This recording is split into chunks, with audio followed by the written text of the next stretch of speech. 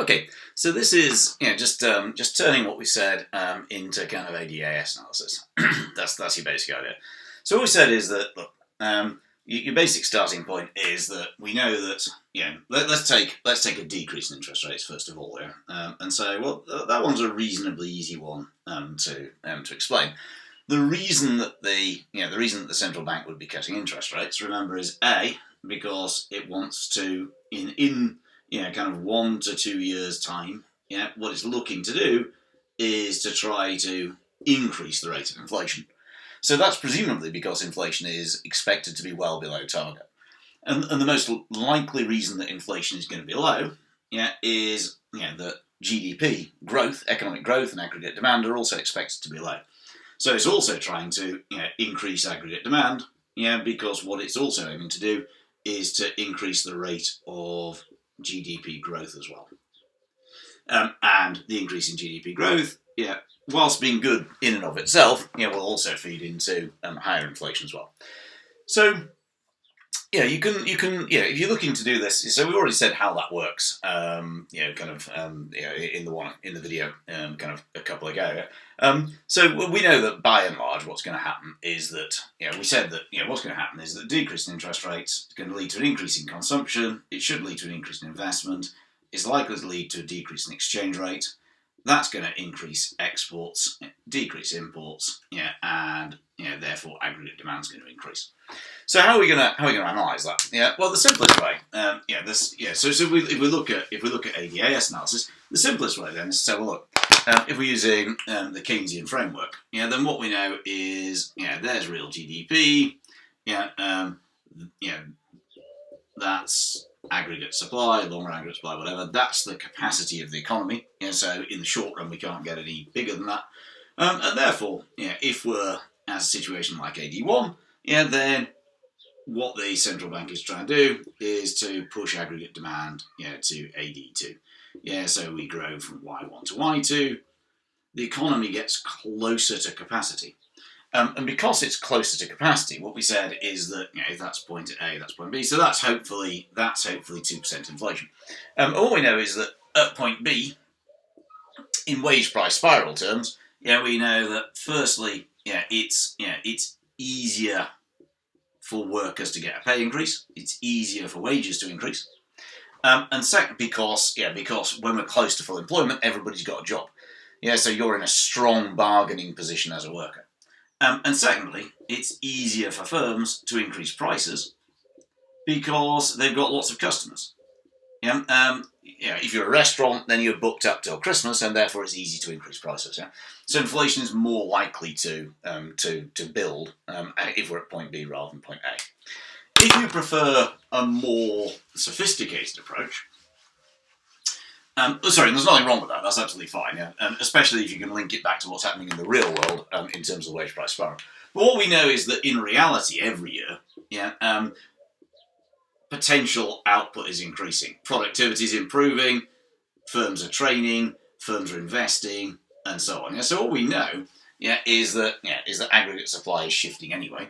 And also we know that a decrease in interest rates, because it's likely to increase investment, that's also likely to feed into an increase in potential output.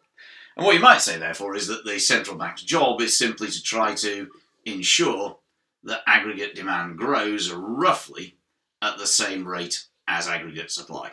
In other words, that the demand within the economy grows at the same rate as the potential of it. That's year 1, 2% inflation. That's year 2, 2% inflation. Finally, some of you might have thought about the impact of the decrease in exchange rate, and what we know is that can create cost push pressure. So what you might say is that alongside an increase in aggregate demand, in the short run, we might also get some increase in costs due to the increase in import prices, taking us from there to there. From A to B, but I wouldn't make a big play of that. It's probably not. It's probably not worth getting into very much. It depends on how significant imports are within the economy. But again, that would be, that would be strictly accurate, reflecting the Bank of England transmission mechanism argument, which is it both increases aggregate demand and increases costs. And we know that in the longer term, it's likely that the potential of the economy is going to increase. But I wouldn't worry too much about that. So if we were to sum up, what it is that you're really arguing will happen if there's a cut in interest rates. One, you're saying that in the short to medium term, there'll be an increase in aggregate demand. But two, that a decrease in interest rates, in the long run, by increasing investment, might also lead to an increase, i.e. shift right, in aggregate supply. So therefore we kind of go, look, short run AB, long run C or something, So in the short run, short to medium run, we increase aggregate demand. In the longer run, the higher levels of investment might increase aggregate supply. Okay.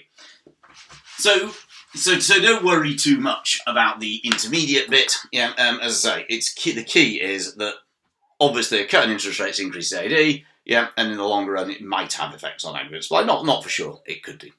So what about an increase in interest rates? What most people will do then is they'll do this. And they'll kind of go, oh look, an increase in interest rates reduces aggregate demand. AD falls from AD1 to AD2, GDP falls, blah, blah, blah, blah, blah. Okay, fine, so, I mean, you'll be fine in an exam if you do that. There's nothing particularly wrong with it, except that, obviously, in reality, that what the Bank of England doesn't want to do is to push the economy into recession. Its goal isn't actually to reduce aggregate demand. What its goal is to do is to reduce the growth of aggregate demand, to get aggregate demand growing more slowly than it otherwise would have done. So there's nothing wrong with that. But if I was going to do it, the way I would do it is something like this. What I'd say is, remember, the Bank of England is looking forward, it's forecasting what's going to happen, so presumably its concern is that AD is going to rise from AD1 to AD forecast. That's its worry, and that therefore we're going to get loads of inflation. Let's suppose that's 5% inflation. So we get lots of growth, inevitably because there's lots of demand in the economy.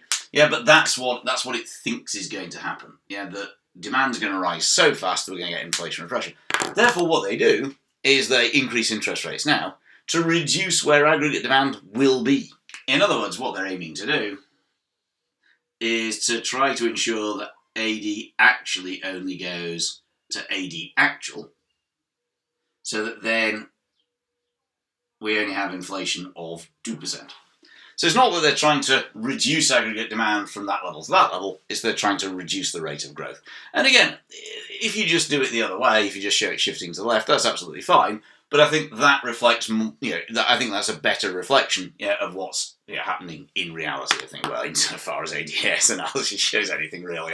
But in terms of what the Bank of England's really trying to do, obviously they're not trying to create recessions. What they're trying to do is to prevent the economy from overheating. So holding growth, to Y3, instead of allowing it to grow too fast.